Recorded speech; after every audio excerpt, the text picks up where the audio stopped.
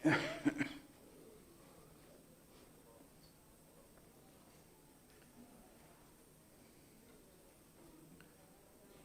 بالله السميع العليم من الشيطان اللعين الرجيم.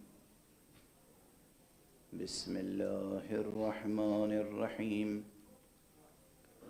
الحمد لله رب العالمين، والصلاة والسلام على أشرف الخلائق أجمعين،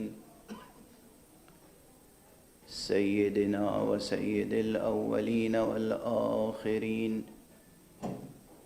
حبيبنا وحبيب إله العالمين، إمام المرسلين وخاتم النبيين، شفيع المذنبين ورحمة للعالمين، أبي القاسم المصطفى محمد.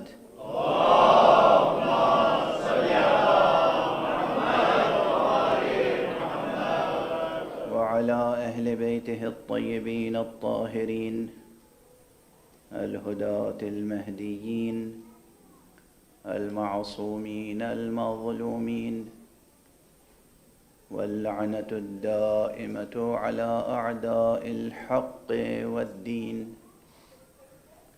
أما بعد، فقد قال الله تعالى عز اسمه في محكم كتابه ومتقن خطابه: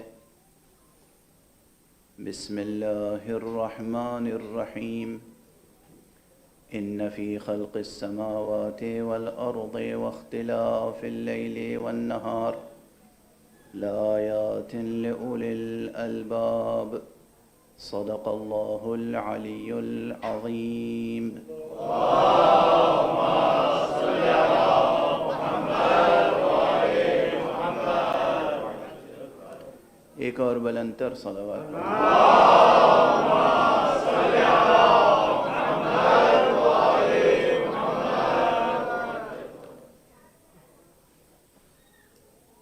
آپ حضرات کے اذہان عالیہ میں محفوظ ہوگا کہ اس مرتبہ اس عشرہ محرم میں ہمارا عنوان گفتگو ہے راز قدرت اور حسین.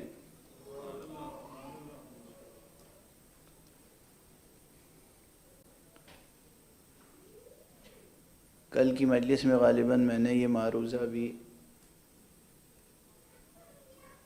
عرض کیا، آپ کے سامنے پیش کیا کہ میری کوشش یہ ہوتی ہے کہ جہاں گفتگو پہنچ چکی ہے اگلی گفتگو اس سے اگلے مرحلے سے شروع ہو.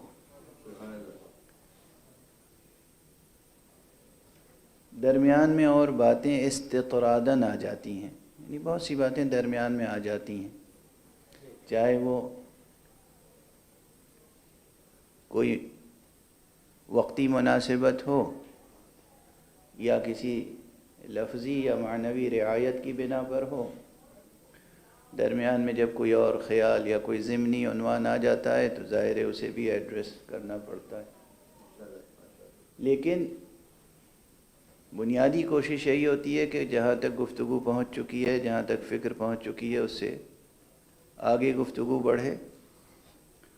دوسری کوشش جو اس سے بھی اہم تر ہے، خدا کا شکر ہے کہ جب سے مجھے منبر حسینی پر گفتگو کرنے کی سعادت حاصل ہوئی ہے، تب سے اب تک سب سے بنیادی نقطہ میرے سامنے یہ رہتا ہے کہ جو کچھ بھی گفتگو ہو، محوری حیثیت عنوان توحید کو حاصل رہے.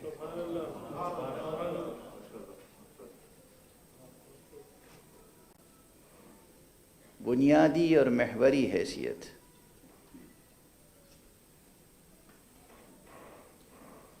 موضوع توحید کو حاصل رہے. اس عنوان میں بھی یہی راز پوشیدہ ہے. راز قدرت، یہ پہلا فقرہ خدا سے جوڑتا ہے. اور حسین یہ دوسرا فقرہ توحید کی اس حقیقت سے جوڑتا ہے جس کا نام ولایت ہے۔ دیکھیے میرے لفظوں پہ غور کیجیے گا، میں نے عرض کیا کہ توحید کی اس حقیقت سے جوڑتا ہے جس کا نام ولایت ہے۔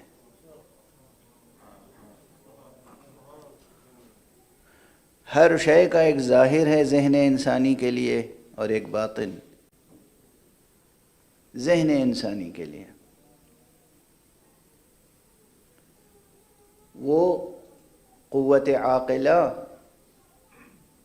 جو عقل بشری سے برتر ہے، مافوق ہے، اس کے لیے ظاہر و باطن یکساں ہیں، اس کے لیے ہر باطن ظاہر ہے، لیکن عقل انسانی، عقل بشری، زمان و مکان کے دائرے میں محصور عقل، مادے و مادیات کے علائق میں محدود عقل، محبوس عقل، اس عقل کے لیے بہت سی چیزیں ظاہر کی حیثیت رکھتی ہیں، بہت سی چیزیں باطن کی حیثیت رکھتی ہیں۔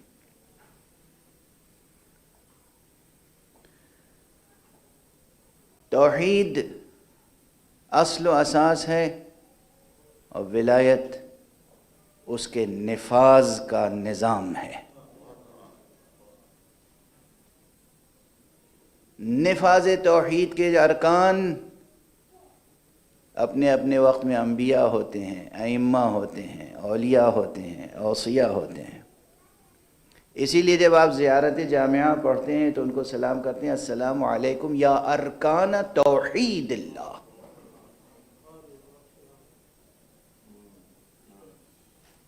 توحید تو ایک بسیط حقیقت ہے، تو اس کے ارکان کا تصور کہاں سے آ گیا؟ ارکان تو رکن کی جمع ہے، ارکان تو رکن کی جمع ہے، یہ رکن کی جمع اور توحید کے ساتھ اس کی اضافت، ارکان توحید اللہ، توحید خدا کے ارکان، تو جو بہت ہی سطحی ذہن اور بہت ہی سطحیت کی شکار ذہنیت رکھتے ہیں، وہ فوراً یہیں ان کے قدم لڑکھڑا جاتے ہیں، پاؤں میں لغزش پیدا ہو جاتی ہے اور شرک کی کھائی میں گر جاتے ہیں۔ لیکن حقیقت یہ ہے کہ توحید کے نفاذ کے نظام کا نام ولایت ہے۔ اسی لیے جو صاحب ولایت ہوتا ہے اس کی ذات سے، اس کی شخصیت سے وہ چیزیں ظاہر ہوتی ہیں جو ہوتی ہیں اللہ کی، ظاہر ہوتی ہیں اس کی ذات سے۔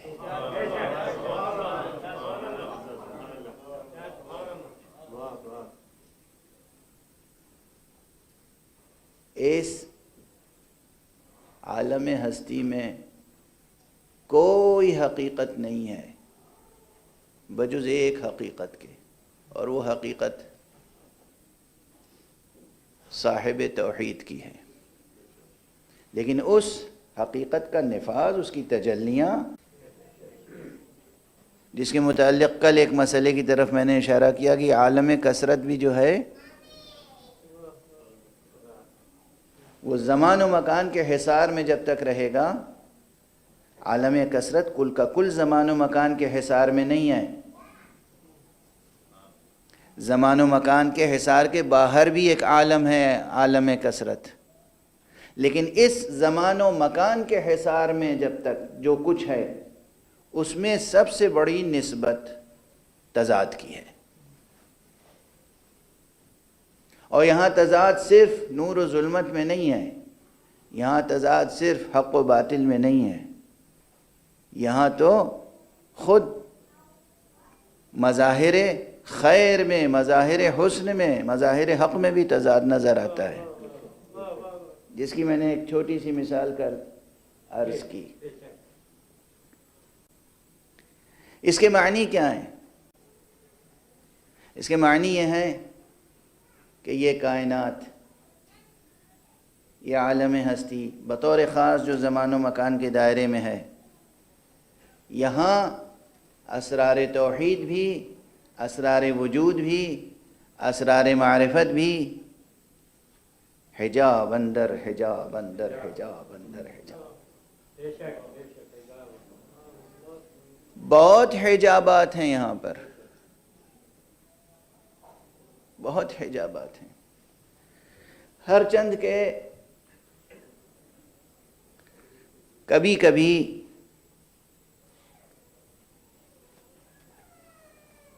اور یہیں سے چونکہ یہ حجابات ہیں، اسی لیے سب سے مشکل مسئلہ فلسفے کا کیا ہے؟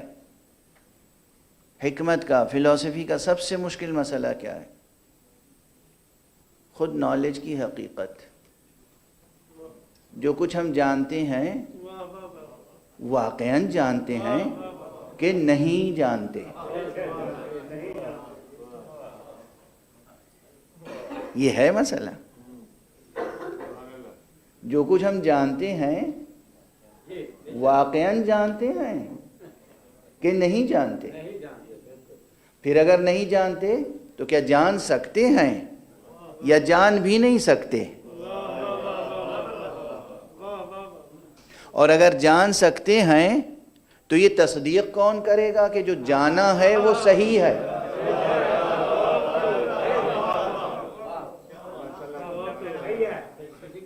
اور ہمارے یہاں یہ بہت بڑا مسئلہ ہے حکمت کا اور فلسفے کا۔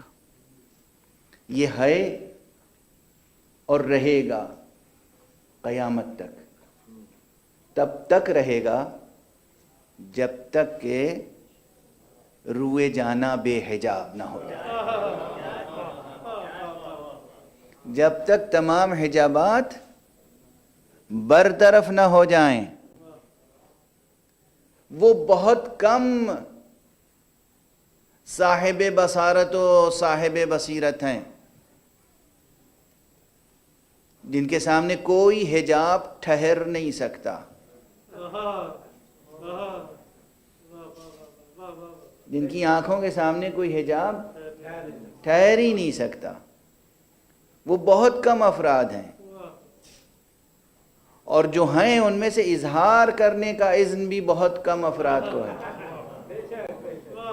جہاں تک میری نظر جاتی ہے معلوم تاریخ کی انتہاؤں تک، مجھے تو صرف ایک ذات ملتی ہے جسے یہ اذن ملا تھا کہ وہ اعلان کرے لو کشف الغطاء لما ازددت یقینا، اگر پردے ہٹ جائیں، ہٹا دیے جائیں تو میرے یقین میں کوئی اضافہ ہونے والا نہیں ہے۔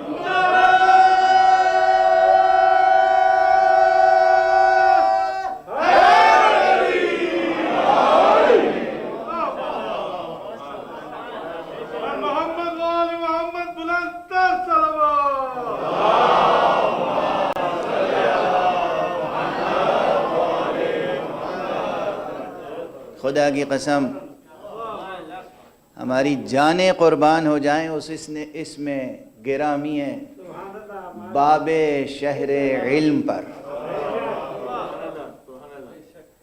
پروردگار ہمیں توفیق عطا فرمائے کہ ہم اپنے پورے وجود کے ساتھ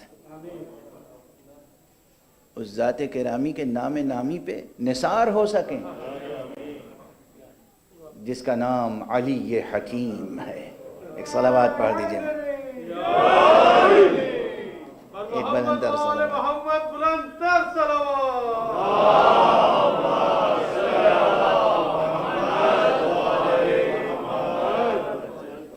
وہ باب شہر علم ہمارے اور آپ کے لیے کیا ہے؟ کلید باب شہر علم کیا ہے؟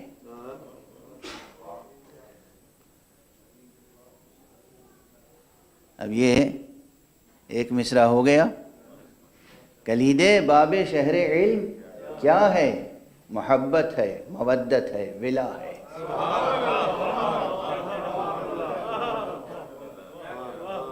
کلید باب شہر علم کیا ہے؟ محبت ہے، مودت ہے، ولا ہے. اور اسی لیے ہمیں راستہ دکھایا گیا. شہر علم کی زبان پر یہ حکم صادر کیا گیا، قل لا اسألکم علیہ اجرا الا المودۃ فی القربى. ایک صلوات پڑھ لیجئے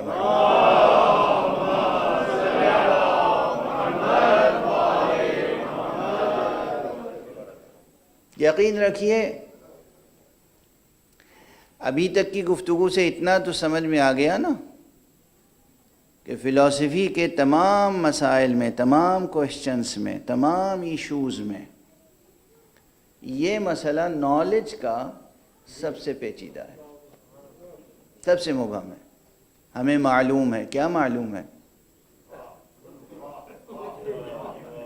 کیا معلوم ہے؟ ہاں بعض لوگ سرور میں ایسے شعر کہہ دیتے ہیں، وہ شاعرانہ کیفیت ہے کہ پرکھ چکا ہے تجھے بارہا شعور میرا، مذاق اڑا نہ بہت اے حجاب نور میرا. یہ ایک شاعرانہ کیفیت ہے، لیکن حقیقت یہ ہے کہ اس حصار زمان و مکان میں رہتے ہوئے، اس ٹائم اسپیس کمپلیکس میں رہتے ہوئے ہمیں کیا معلوم ہو سکتا ہے؟ ایک قیدی کو کیا معلوم ہو سکتا ہے؟ ایک زندانی کو کیا خبر ہو سکتی ہے؟ کڑے پہروں میں جسے نظر بند کر دیا گیا ہو، اسے زندان کے باہر کیا ہے کیسے معلوم ہو سکتا ہے؟ مگر یہ کہ وہ اتنی قوت پیدا کر لے، قدرت پیدا کر لے. یہ قوت و قدرت کہاں سے پیدا ہوگی؟ وہ کون سا ہنر ہے، کون سا آرٹ ہے، کون سا طریقہ ہے، کون سا وسیلہ ہے، کون سی ریاضت ہے کہ اس فرد بشر کے اندر اتنی قوت پیدا ہو جائے کہ جو چیز حاسہ بصر سے بھی نظر نہیں آ سکتی اسے قوت بصیرت سے دیکھ لے.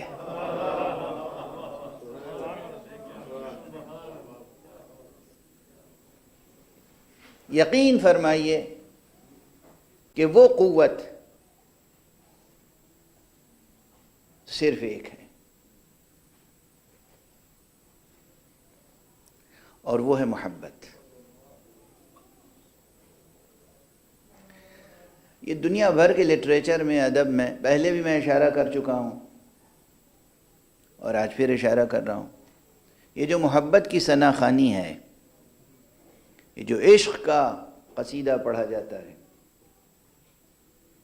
کیوں؟ مشرق سے مغرب تک، شمال سے جنوب تک، چاہے وہ بہت ترقی یافتہ معاشروں کا لٹریچر ہو اور چاہے وہ فوک لٹریچر ہو، عوامی ادب، عوامی شاعری، ہر جگہ سب سے زیادہ جس چیز کی تجلی نظر آتی ہے وہ ہے محبت. اور یہ محبت صرف ظاہری اور مادی اور جسمانی محبت نہیں ہے. اب یہاں پر بات کو آگے بڑھانے کے لیے میں مجبور ہوں ریفرنس دے کے آگے بڑھ جاؤں. ہر چیز کے متعلق بہت سے نظریے ایک دوسرے سے متصادم پائے جاتے ہیں، وہ تو متصادم تو رہیں گے. میں نے کہہ دیا یہ عالم کثرت عالم تضادات ہے، یہ عالم کثرت عالم تصادم ہے. یہاں تصادم کیے بغیر فتح پا لینا سب سے بڑا ہنر ہے، اور تصادم کی صورت میں بھی، تصادم کرنے کے بعد بھی ملزم تک ثابت نہ ہونا، یہ سب سے بڑا ہنر ہے. کھل کے مقابلہ کرے، جنگ کرے، جہاد کرے، مارے اور مر جائے، پھر بھی دامن پہ کوئی الزام نہ آئے۔ یہ ہے جینے کا وہ ہنر جو تہذیب توحید نے ہمیں سکھایا ہے۔ ایک صلوات پڑھ دیجئے محمد والے۔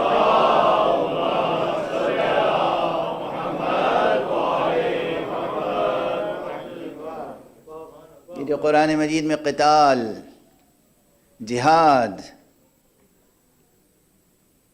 یہ کیا ہے؟ جہاد اور قتال کیا ہے؟ اس میں کیا راز پوشیدہ ہے؟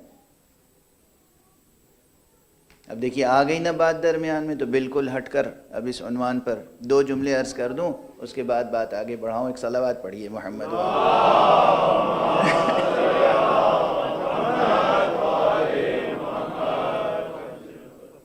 ابھی بھی دنیا میں یہ غلغلہ باقی ہے، میڈیا میں بار بار اسے اچھالا جاتا ہے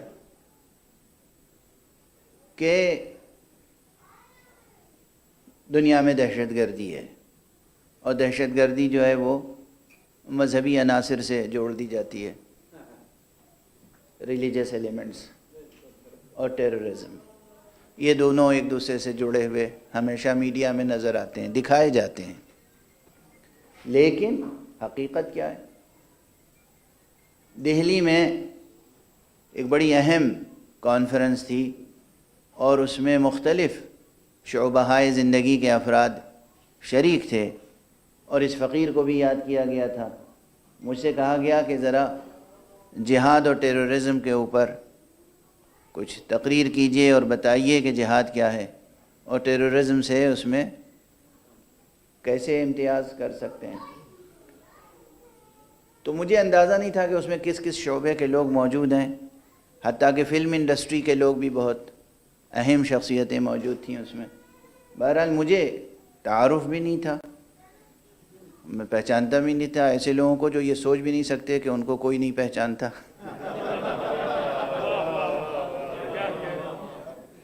چونکہ بہرحال وہ میری دنیا نہیں ہے، میں اس پردے پہ نظر نہیں ڈالتا جس پر بے پردگی ہو۔ تو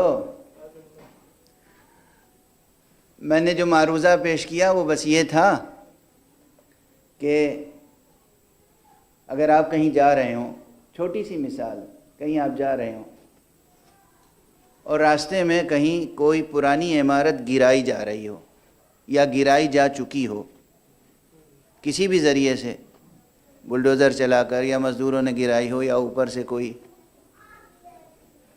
حجارت من سجیل،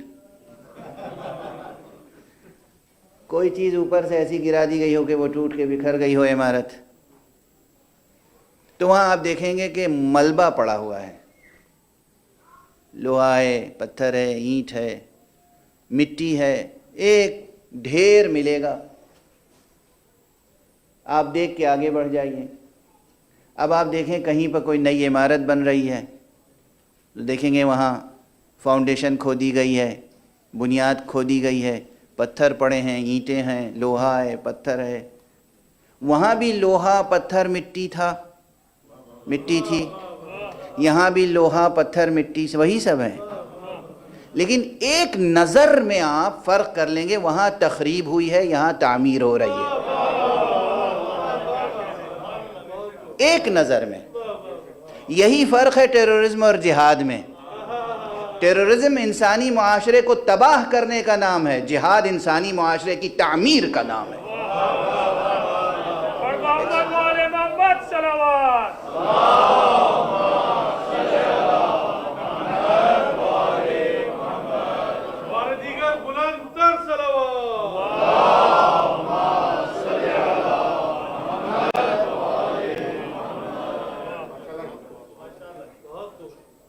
میں پھر یہ جملہ کہوں گا کہ شاید فرشتے آپ کی صلوات سے راضی ہو جائیں، مگر میری طبیعت عاشق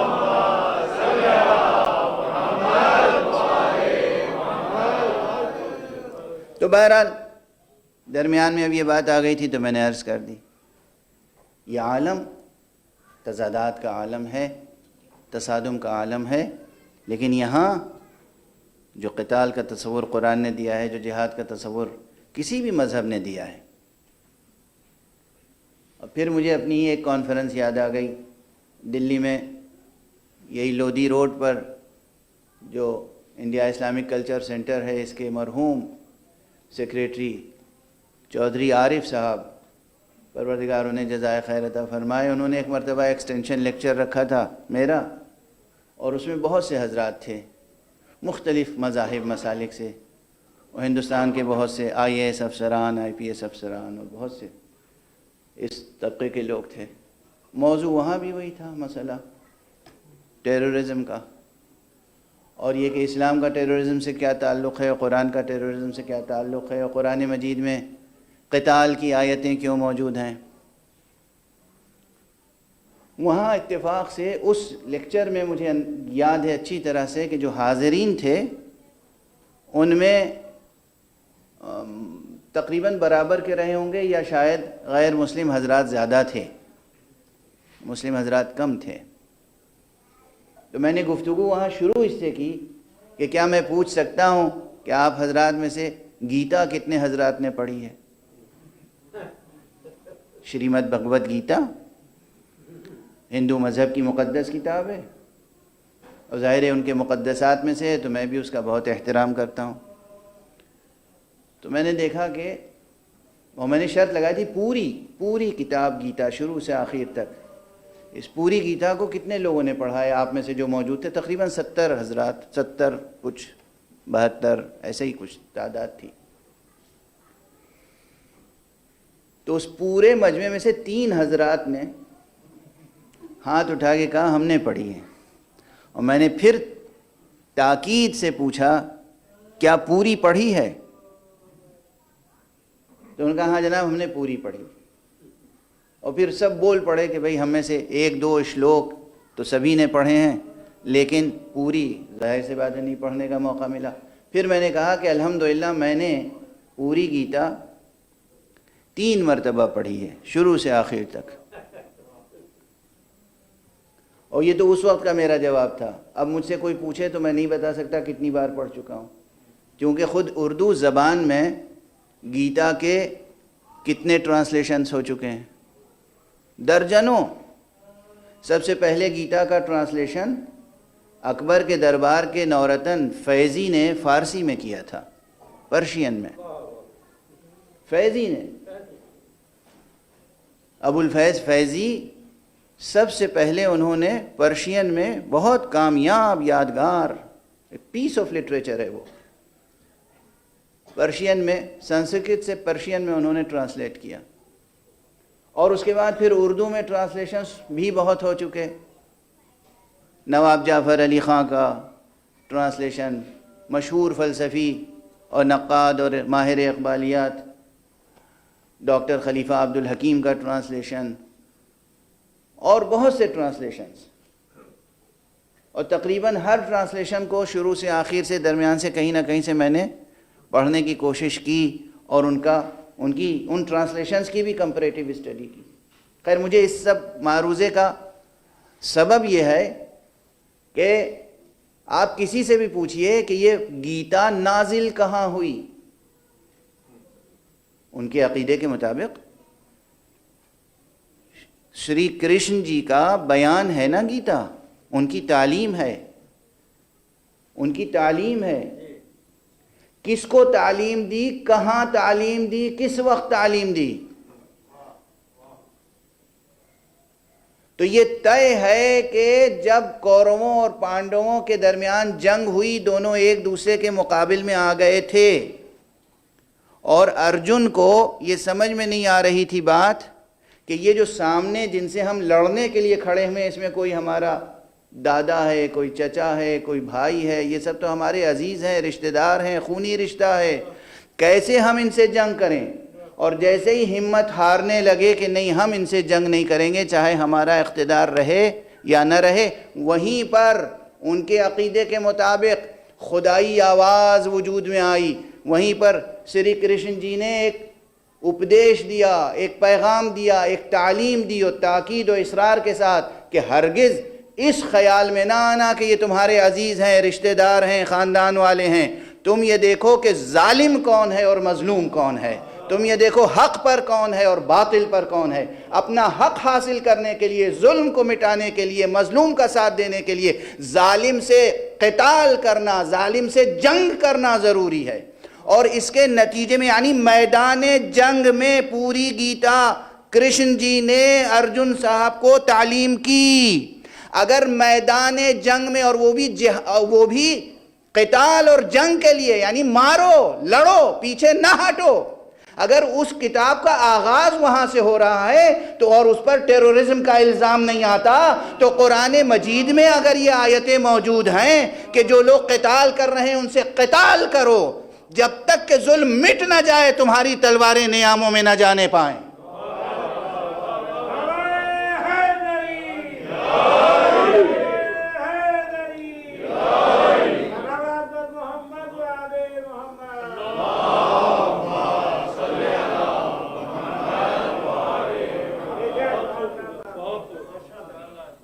تو یہاں آپ کو ٹیررزم نظر آتا ہے اور وہاں جہاد. وہی جو سری کرشن جی نے کہا تھا نا کہ تم یہ نہ دیکھو عزیز ہے، قریب ہے، خونی رشتہ دار ہے، یہ دیکھو وہ باطل پر ہے تو جہاد کرو. اسی کا نام ہے جہاد. جتنے آسمانی مذاہب ہیں اللہ سبحانہ و تعالیٰ کی طرف سے، آپ اللہ کہیے، ایشور کہیے، گاڈ کہیے، جس کی جو زبان ہو اپنے زبان میں پکارے، حقیقت تو ایک ہے. نام بدل دینے سے حقیقت نہیں بدل جاتی، بلکہ میں یہ عرض کرتا رہا ہوں اکثر، جو حقیقت جتنی عظیم ہوتی ہے اس کے نام اتنے ہی زیادہ ہوتے ہیں. تو نام کچھ بھی ہو، ادھر سے آنے والا ہر پیغام زندگی ساز ہوتا ہے، زندگی کی تعمیر کرتا ہے، انسان کی تربیت کرتا ہے، انسان کو بقا کا راستہ دکھاتا ہے. قرآن مجید چونکہ وہاں سے آنے والا آخری پیغام تمام انبیاء کا خلاصہ ہے، آسمانی تعلیم کا خلاصہ ہے قرآن میں، اور وہ بھی اس طرح کا خلاصہ ہے کہ خلاصے کا خلاصہ ہے تفصیل کی تفصیل. ایک صلوات پڑھ دیجئے محمد و آلہ محمد.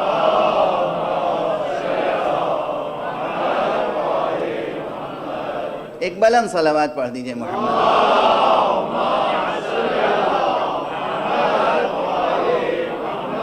خدا کی قسم اگر قرآن مجید میں دیا گیا جہاد اور قتال کا تصور انسانیت کے لیے روشن کر دیا جائے اور ترجمے میں تحریف نہ کی جائے، ترجمانی میں تحریف نہ کی جائے، اس حقیقت کو جوں کا توں بیان کر دیا جائے، تو اسلامی جہاد، قرآنی قتال وہ ہے جو اس کرۂ ارض کے تضادات کو اس انداز سے مٹائے گا کہ تضاد بھی باقی نہیں رہے گا، یکتائی کی تجلی بھی ہوگی اور یکجہتیاں پروان چڑھیں گی. یہ دنیا جنگ کا نہیں امن کا گہوارہ بن جائے گی.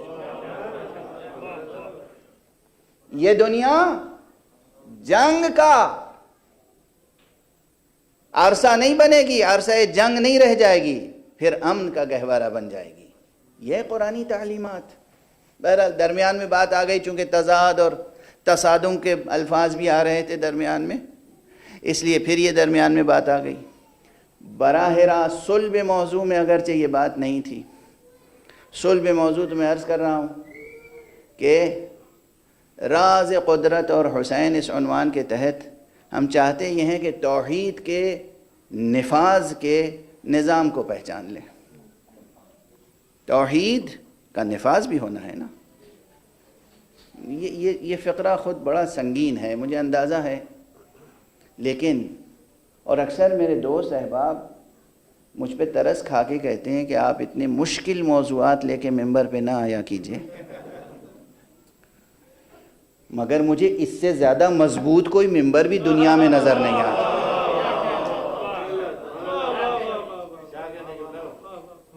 جس ممبر کی نسبت حضرت ختمی مرتبہ صلی اللہ علیہ وآلہ وسلم سے،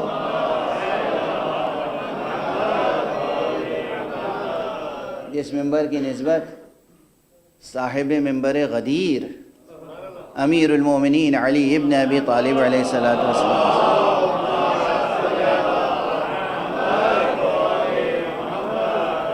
جس ممبر کی نسبت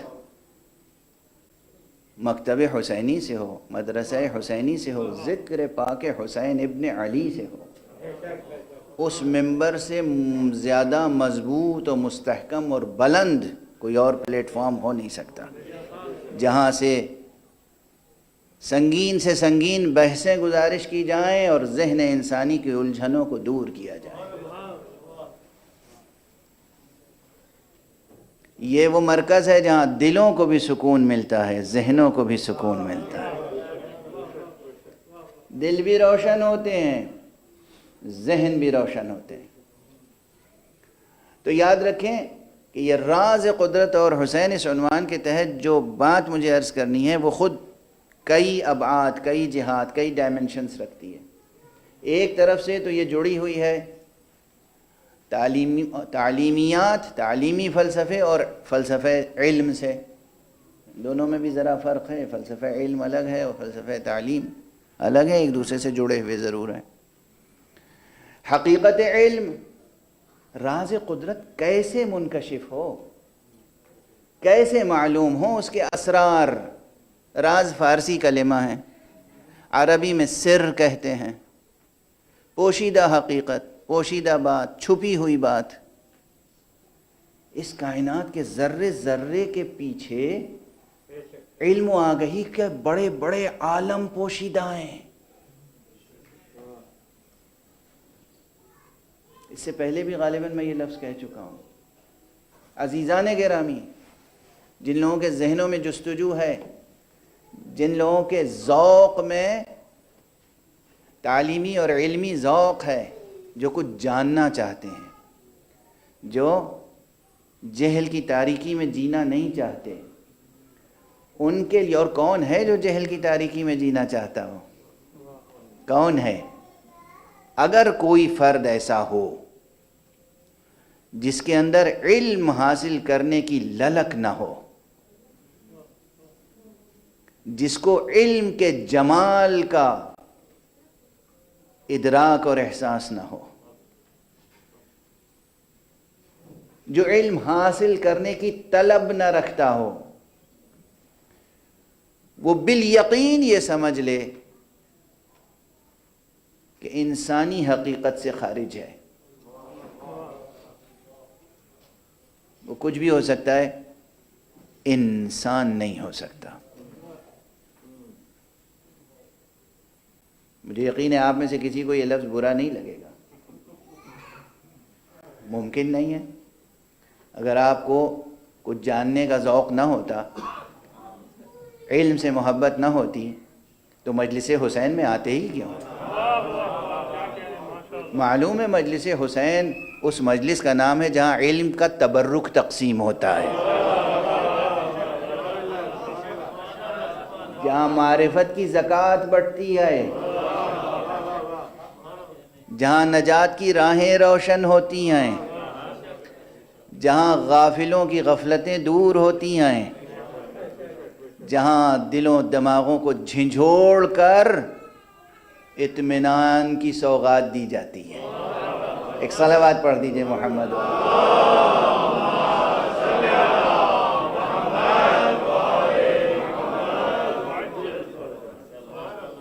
یہ مجلس حسین ہے، مجلس حسین ابن علی، مجلس حسین ابن زہرا، مجلس حسین ابن رسول، مسجد سبط رسول، مجلس سبط رسول۔ راز قدرت کا ایک بہت بڑا حوالہ ہے حسین۔ ایک فقرہ جامع سا کہہ کر آگے بڑھوں کہ یہ تو اندازہ ہو گیا آپ کو کہ یہاں اس عالم میں حجاب اندر حجاب اندر حجاب اندر حجاب ہم جی رہے ہیں، روح حقیقت پر نہیں جانے کتنے نورانی اور ظلمانی پردے پڑے ہوئے ہیں، اور ہمیں حقیقت کی طلب بھی ہمارے اندر رکھی گئی، اور ہماری فطرت میں جوہر محبت بھی ودیعت کیا گیا۔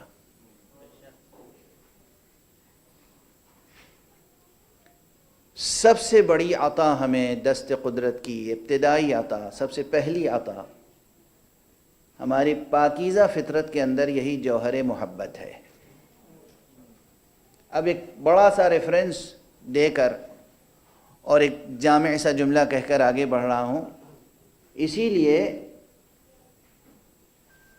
عشق، محبت، اس کے تعلق سے افلاطون نے، بابائے فلسفہ، بابائے حکمت افلاطون نے ایک بات کہی تھی، اور آج تک وہ بات اپنی جگہ درست ہے۔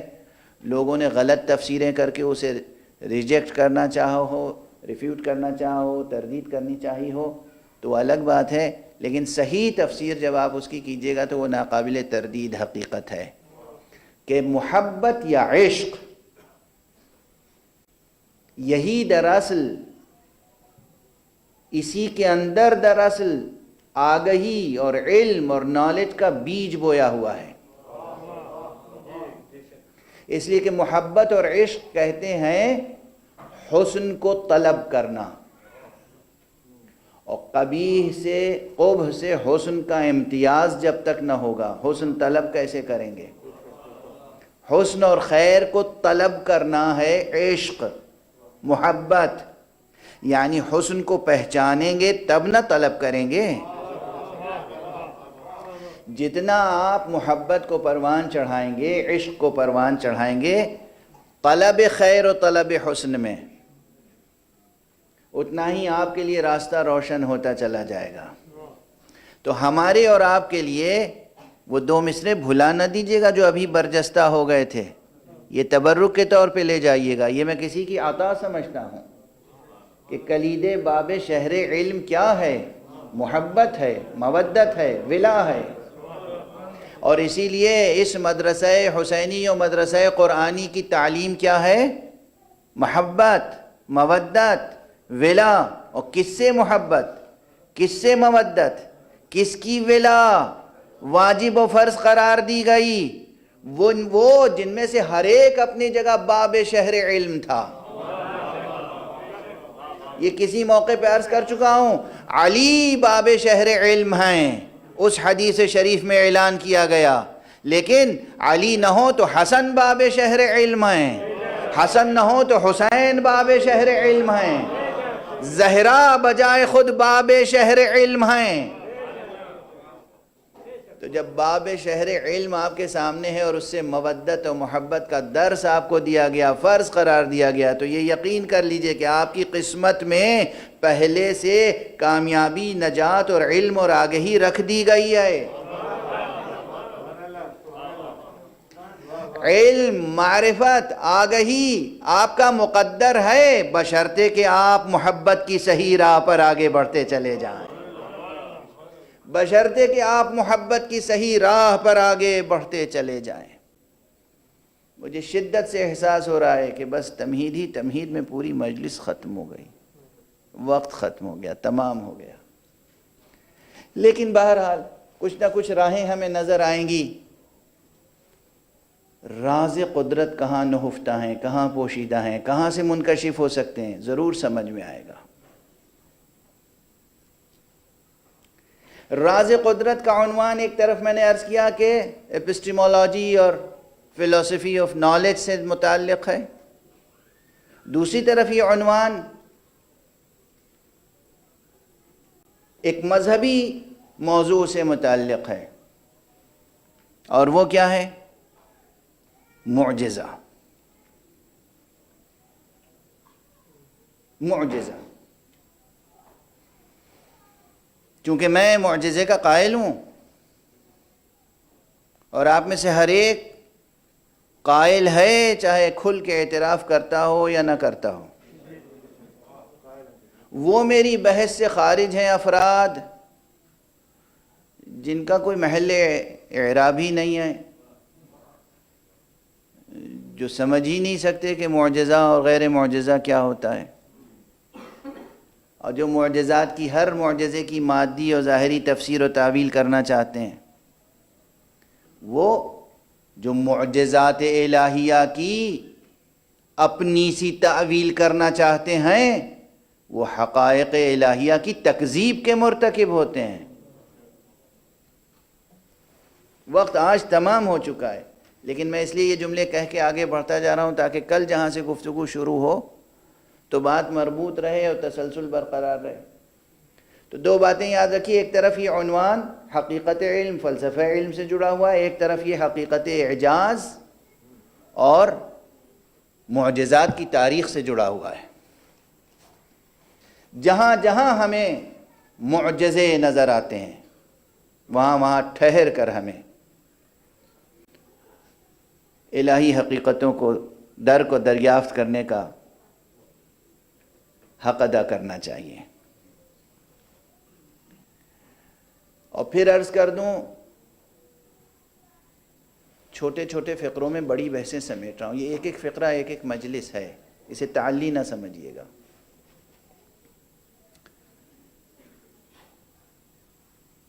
کبھی کبھی عام طور پہ معجزہ کسے سمجھتے ہیں؟ مثلا چاند دو ٹکڑے ہو گیا تو معجزہ ہے، پہاڑ اپنی جگہ سے ہٹ گیا ایک اشارے میں، معجزہ ہے، بند دیوار میں در پیدا ہو گیا، معجزہ ہے، بہتا ہوا دریا درمیان سے پھٹ گیا، صاف خشک زمین نکل آئی، اور جسے گزرنا تھا جب وہ گزر گیا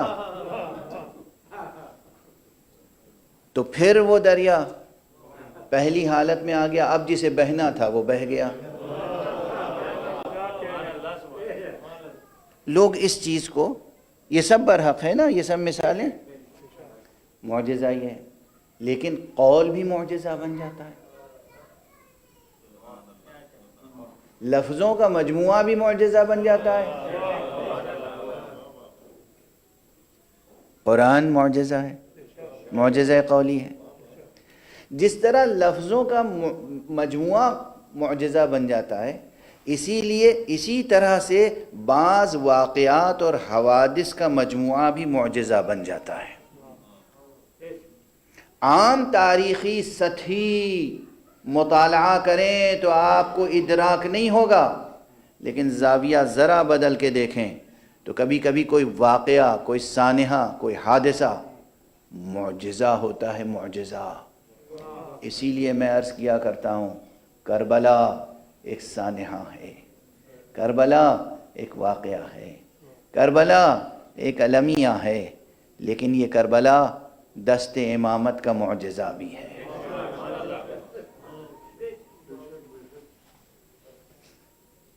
کربلا برپا کر کے اور کربلا کا جہاد کر کے حضرت ابو عبداللہ الحسین علیہ السلام نے بتا دیا کہ وہ اللہ کی طرف سے حامل کسی منصب کے مالک تھے۔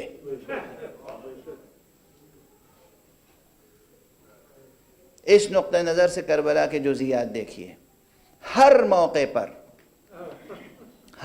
پر عام لوگوں کو عام سی کیفیت نظر آتی ہے، لیکن تفصیلات اور جزیات پر نظر ڈالیے تو ہرگز عام سی کیفیت نظر نہیں آتی، چاہے وہ مدینے سے نکلتے ہوئے جناب ام سلمہ کو کربلا کی خاک اٹھا کے دینا ہو۔ اب یہ عام کیفیت نہیں ہے، یہ معجزہ ہے، یہ سرکار سید الشہداء کا معجزہ ہے۔ میں لفظ معجزہ عرض کر رہا ہوں، بہت سے حضرات اپنے نقطہ نظر سے اسے کرامت کہیں گے، لیکن معجزہ ہے، دست امامت کا معجزہ۔ اور چاہے کربلا کا انتخاب ہو، آقا حسین مدینے سے چلے، مکے پہنچے، مکے میں کچھ توقف کیا، اور اس کے بعد جب تمام خلقت، تمام آئے ہوئے اطراف و اکناف عالم سے لوگ احرام باندھ رہے تھے تو 8 ذی الحجہ کو حسین احرام کھول رہے تھے، اور آقا نے حج کو عمرے سے بدلا اور کربلا کی راہ لی۔ معلوم تھا کہ منی میں گوسفند ذبح کیے جاتے ہیں، منی میں جو قربانی اب دی جاتی ہے وہ جانوروں کی قربانی دی جاتی ہے، حسین کو تو اکبر کی قربانی پیش کرنی تھی۔ حسین کو تو قاسم کی قربانی پیش کرنی تھی، حسین کو اون و محمد کی قربانی پیش کرنی تھی، اس لیے حسین کے لیے منا کی قربان گاہ نہیں تھی، کربلا کی قربان گاہ تھی۔ اجرکم علی اللہ، اجرکم علی اللہ، اجرکم علی اللہ۔ آقا حسین کے لیے منا نہیں، یہ منزل کافی نہ تھی، یہ قربان گاہ کافی نہ تھی، کربلا جانا تھا۔ ورنہ میں اس میں کربلا سے متعلق بحث کرتا کہ کربلا کے معنی کیا ہیں۔ یہ کس لفظ، یہ اسم، یہ نام اس سرزمین کا بہت پرانا ہے، بابلی زبانوں میں سے چلا آ رہا ہے، جناب ابراہیم علیہ السلام کے زمانے سے یہ چلا آ رہا ہے، اور اس کے مختلف معانی مورخین نے لکھے ہیں، اور جید و محقق مورخین نے لکھے ہیں، لیکن ان معانی میں سے ایک معنی جو اس وقت عرض کروں، کربلا کے معنی بھی حرم الہی کے ہیں۔ تو گویا حسین ایک حرم الہی سے دوسرے حرم الہی تک سفر کر رہے تھے۔ آقا حسین کربلا پہنچے، جیسے وہاں غیر معمولی کیفیت تھی ویسے یہاں غیر معمولی کیفیت ہے۔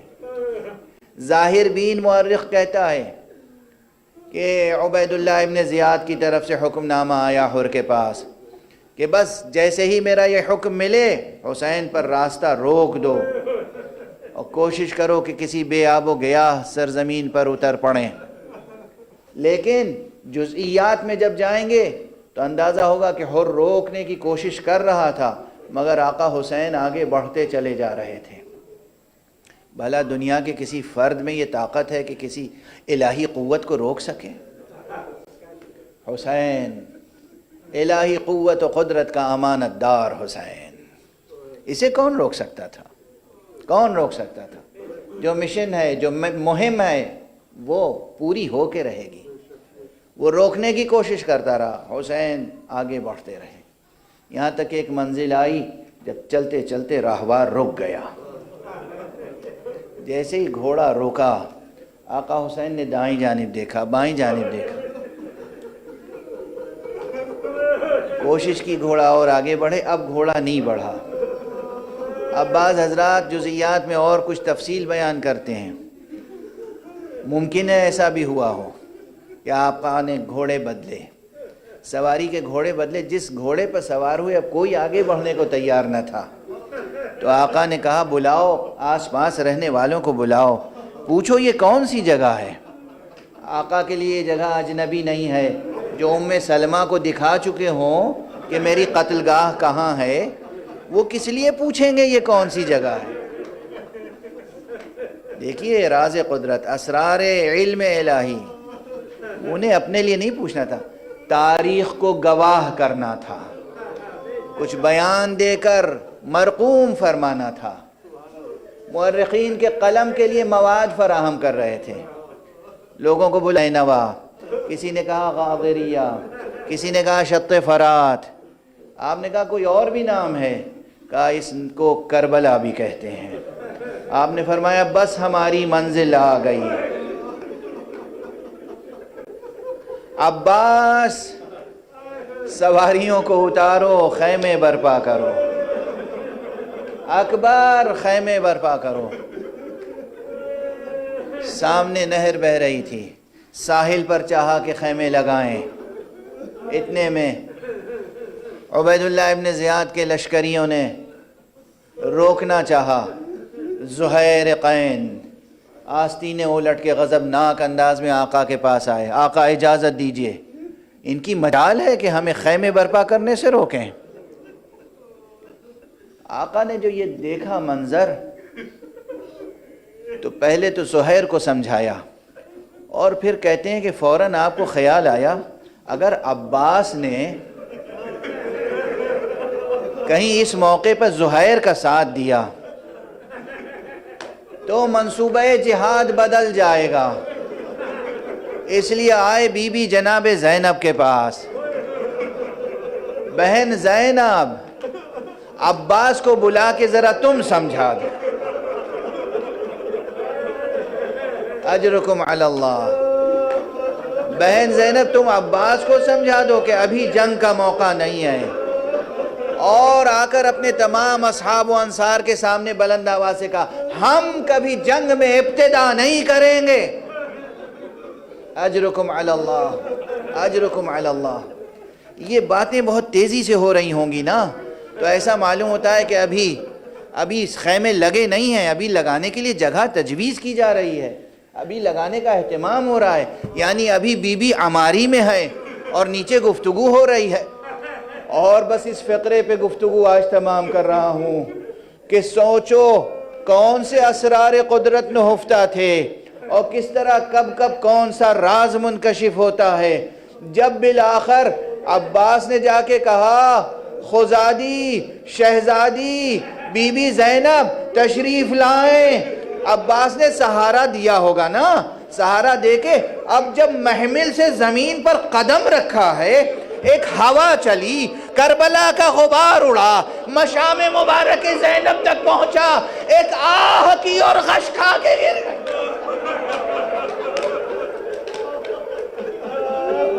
زینب نے کربلا کی سرزمین پر قدم رکھا اور غبار کی نکھت جو مشام تک پہنچی، آقا حسین آئے، چہرے پہ پانی چھڑکا، بہن زینب کیا بات ہے؟ کہا بھیا تمہارے لہو کی خوشبو ہو رہی، تباہ ہوں گے، یہی میرا سر تن سے جدا کیا جائے گا، یہی تو جہاد۔